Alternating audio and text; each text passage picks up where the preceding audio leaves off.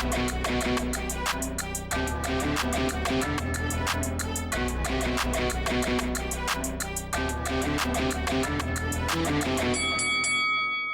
guys, welcome to Boxing Squared for boxing news and views from around the internet.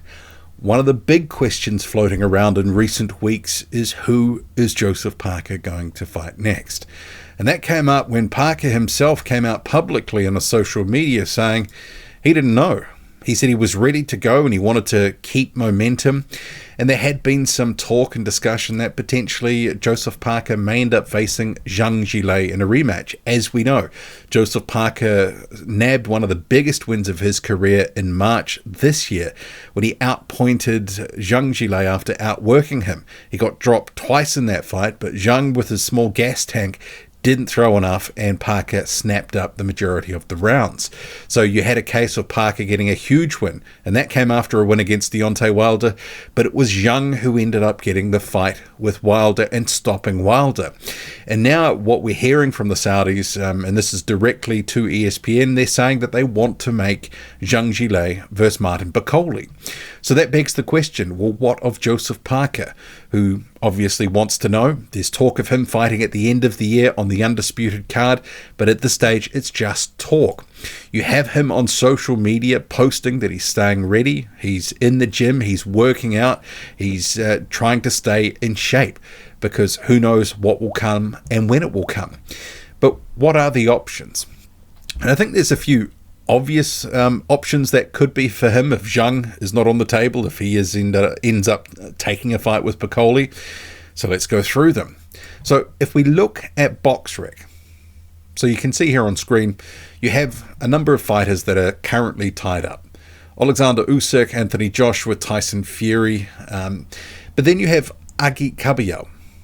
That actually makes a lot of sense because Joseph Parker and Agit Kabayel seemingly looking for a big fight, and it could be each other. That makes, I think, the most logical sense, and if the Saudis want it, they'll make it. What we've seen in the past year, Kabayel and Parker have been, I think, the big winners in terms of elevating their careers and profiles through their performances. Kabayel stopping Aslanbek Makhmudov and then also going on to beat Frank Sanchez. Parker beating Zhang and also Deontay Wilder. So that could make a lot of sense if they want to make it.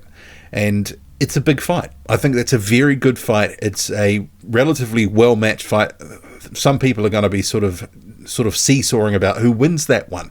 Seems like a logical fight to make, and maybe the most probable fight if Joseph Parker has a fight in December on the undisputed card. Daniel Dubois, currently he's tied up with Anthony Joshua. Martin Bakole potentially tied up with Zhang Zhelei, who knows. And then you go down to, on BoxRec, number 9, Michael Hunter. But we haven't seen much of Hunter. He had that fight with Cassius Chaney, who basically didn't throw any punches. Hunter just cantered away with that one. Is he basically ready for that sort of fight? Does he need something before a big fight? That's an open question. Sanchez coming off a loss, probably not likely. Dillian Whyte, that is always there. That's a possibility. We've seen Dillian Whyte, obviously, that first fight, got a very close decision. There was a little bit of controversy with the head clash causing a knockdown, but Whyte legitimately also got a knockdown later in the fight and basically hung on when he was very gassed and getting dropped in that last round. Got a close win. That was, 2018? Joseph Parker has spoken about wanting to get some get back for that. So I guess it's an option. And I think at this stage, Dillian Whyte is right for the picking. He's pretty faded from his best, and I think he's ready to be taken out. I think Joseph Parker stops him should they fight.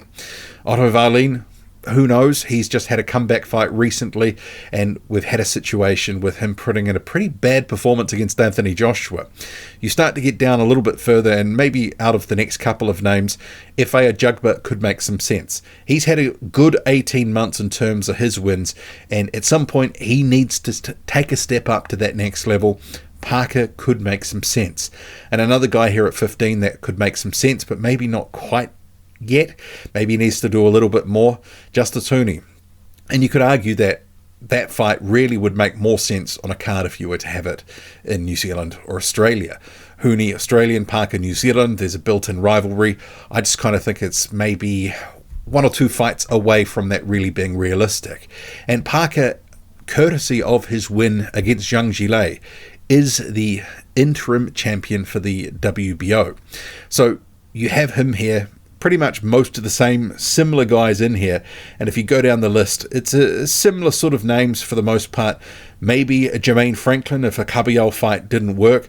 Could we see another fight with Derek Chisora? Some of the other names don't make a lot of sense because they're either tied up or, I mean, no one needs to see Parker versus Nelson Heiser, for example. Bakadir Jalilov probably isn't going to take that fight at this stage. He's just come off the Olympic gold, back to back, but they'll put him in at a lower level. Too soon, I think, for Moses Itoma, although maybe Itoma's people would think that if they're going to shortcut and short circuit him to a title shot, that would make sense, but it would be a huge leap from where he's fighting.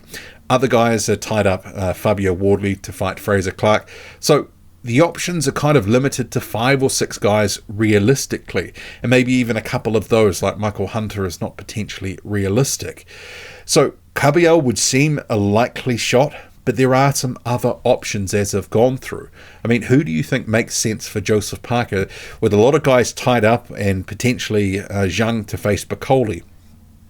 It's a little bit thin if you're looking to have, either from the WBO rankings or even just BoxRec more broadly down to the sort of the top 20. A lot of these guys either coming off a loss or tied up. So there's a few names: Michael Hunter, Dillian White, F.A. Jugba, Justice Hooney, probably an outside shot. Michael Hunter probably more of an outside shot. And Caballero. Is that odds on as the next guy? And if the Saudis really want to make a tough 50-50 type fight, that makes a lot of sense. But at the moment, Parker will no doubt continue to train. As he says, he wants to keep busy. He wants to keep maintaining that momentum.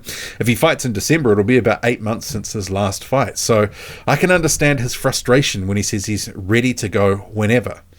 Who should it be? What do you think's happening next?